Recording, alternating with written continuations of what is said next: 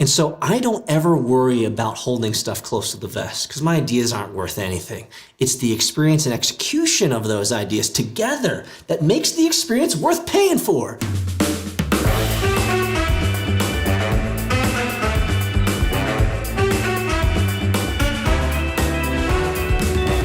One of the things, I know we hear this a lot, as creatives, we have to sell our services. You build that narrative, you pitch it, but there's a fine line between selling yourself, which involves kind of opening up the kimono, throwing some of the, wetting the palate, throwing some ideas out, and losing your idea in the process to the client. So I guess the question would then become, how do you provide valuable ideas without losing those ideas in part of the sales process? Great question. Great question. I think it's a misconception that your ideas actually mean anything. Like they actually have value. Right? No. I know there's a lot of people that are going, what? No, let's say that again. Let me recontextualize it into a simpler statement. Your ideas aren't valuable. Ideas aren't valuable. They're meaningless. Even shorter. Ideas are not valuable.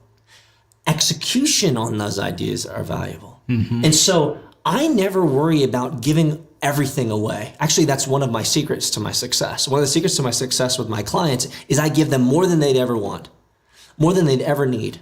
Even in that initial discovery conversation where we're just talking about the overview and the 8,000 foot view of this project, what some of the implications are, here are some of the constraints, here's some of the dependencies, here are some of the risks. Yeah, we're talking at this high level. But you're coming in open-handed as much as possible. I come in and I say, you're just like, I'm going to give you everything I got and you ain't getting charged for none of it right now. But I tell you, if you want to take this journey, if you want to do this and it's going to be fun and exciting and we're going to create something out of it and maybe you can get a promotion out of it, whatever intrinsically or internally motivates you to do this, you're going to get to do it with me. So you could do it with Joe Blow, right? Or you could do it with me. Mm-hmm. And so I gave you all these ideas. I opened the kimono, as you said. I gave you all these ideas. Yeah, sure, take them. Go try to execute those with Joe Blow. Have fun with that. Mm-hmm. Even the only way for you to fully experience all that I've given you for free is you got to do it with me. I'm the guy. Right. And so I don't ever worry about holding stuff close to the vest because my ideas aren't worth anything. It's the experience and execution of those ideas together that makes the experience worth paying for. At some point, there's a contract. So you've pitched these ideas, they're free, and you got to spill that over now into, let's get this train started, to get this show on the road. So how do you seamlessly make that happen? Are you there firing them up and selling them, and they're like, man, we're ready, let's do this? And you're like, great, here's the contract? Or you're like, my agent will be in touch, or my assistant, or how's that flow work? And then what would you say? I mean, I'll tell you, there's a lot of questions I know in the creative field swirling around contracts. A lot of what people do is based on just a trust and a handshake. Some of it, as it rightfully should be, is based on the written word and a common foundational understanding that protects both parties in that result. For you, what's the process? The process is as light as I possibly can make it, which is, this is what we've talked about. This is what we've talked about. This is what we've discussed. These are the things that we want to execute upon, and this is the potential outcome. And how quick are you delivering that understanding in paper? It's usually a 1 or 2 pager. No. I mean, how soon after the idea session and they're all the hoorah, you go home within 48 hours they get it? Easily next week? Within 48 hours. Okay. Most likely within 12 hours. I'll send them, hey, because if you're selling something, you want to do strike while the iron's hot. Strike while the iron's hot. You want to do momentum selling, right? There's momentum in their emotions, there's momentum towards the project. They're all jazzed up, they're excited, they're just coming down from the emotional high, they're getting home, you want to re-engage that psyche. You want to re-engage their brain and say, hey, this is so important to me. I have to get this back to you as soon as possible. Yeah, it's a light framework. It's a light contract of what we've talked about. We can iterate through it if you want. But given this is what we've talked about, this is what we expect, right? This is the price. I want to get that in their hands as soon as possible so that there's enough emotional context that when they hit the price, they will be less sticker shock. Did you discuss the price in the idea session too, or no? The first time they're seeing it is on the contract? No, I bring it up in the beginning. I say, this is what... Because I've heard many times from very successful other, creatives or business leaders that you want to discuss price up front and often. Absolutely. Up front and often, because otherwise there's this huge oh, what? I had no idea. Like we absolutely. just take... So in most of the conversations that I have, it is here's the price. Now I have the next half hour to 45 minutes to prove to you that it's going to be worth it, and that's all. That the onus is on me. So you lead with the cost. Oh yeah, price. This like, oh holy crap, Peter, this is really expensive for what we're thinking about. It's like, yes. Now walk with me. Journey with me over the next 30, 45 minutes, and let me tell you why it's going to be worth it, right? And so for me, and that's just maybe my personality, I actually enjoy that challenge of being able to prove the worth or the aesthetic worth of the price that I've given you. Now you're bringing that price on, like in real time, I'm assuming, after you've asked those probing questions and engaged them and shown them that they're interested and you're the guy, and then you probably go, you're probably looking at blank, and they're like, what? Well, let's talk, and then that's how I'm assuming it to be. Yes. Okay.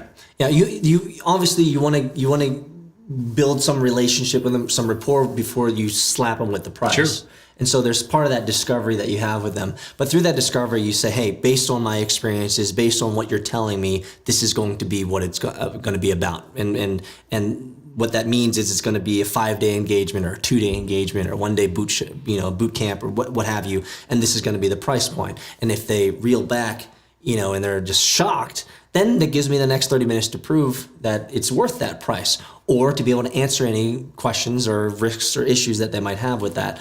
But you want to move away from the price conversation as quickly as possible. Yep. You want to get them back into, here's the experience that we're going to have together. Because that's where human connection is really made. That's where life is really experienced. It's not at the contract level. It's at now we've gotten all that out of the way, the contract's out of the way. Now we get to hit the ground running. Our boots are on the ground. We're working together and we're having a fun time doing it. So do you walk through when you deliver the contract, do you walk through that in person or over the phone, or you just send it off? I usually just send it off because generally there's enough context when what we've talked about previously that if they have any questions, then we can go through them. But the art of selling is storytelling. Absolutely. And you want to move away from the bare knuckle, very clinical contract stuff as fast as possible, because that just kills momentum when you're talking about right. So what do you build in enough price to just handle some scope creep, or what happens for you when scope creep kicks in? If additional, do you go? It's always time and materials. Here's the initial contract. Anything that changes beyond the contract or the expectations of the contract is going to be a day rate or whatever. And you remind them of that, or you just say nope at the end of the. It's in a clause. Yeah, but you don't have. You just so if they call up with a new thing, you don't say, well, it's going to be extra. No. You just go, sure, and you just do it, and then later on they get the bill and they're like, well, wait, and it was right here. You signed in the. Yeah, I don't want to have those conversations. It's in the contract stipulations. For an example, one clause I always have is, because I do a lot of training, if you cancel the training within a 7-day period or change the dates, it's a 30%. Just doesn't matter. Even if it was on a Thursday and you moved it to Friday, it's 30% upcharge, bro. Because I have set up other schedules to make sure that this works. And this is the cost of doing business. This is the cost of change. And sometimes I need to remind clients of that, is that there is never, ever a point in history, in anyone's life, that change does not have a cost. I think clients forget that. Clients forget that, hey, they think that, hey, I can make changes at no cost to me. Well, yeah, it might not cost you anything, but it's costing your contractors, your consultants, or your employees, or the people that are working for you. And so sometimes I need to. Yeah, that's huge. Small point, but huge. Oh, huge. Customers, clients often forget this nuance, and I have to remind them. Every change has a cost. Yeah. It's physics, right? It's it's the law of conservation of energy, right? It's when something changes a state here, other things change as well, right? And so to any type of change in an organizational system, there's always going to be a cost. And so likewise, if there's any change to any contracts, there's always a cost. And it's not me trying to, nickel and dime you. It's just the nature of physics, it's the nature of reality. There's always a cost to change. And my cost is 30%, or my cost is X. It's a little bit more than maybe your usual fare, but this is what I charge. Is the experience still worth it? And generally it is.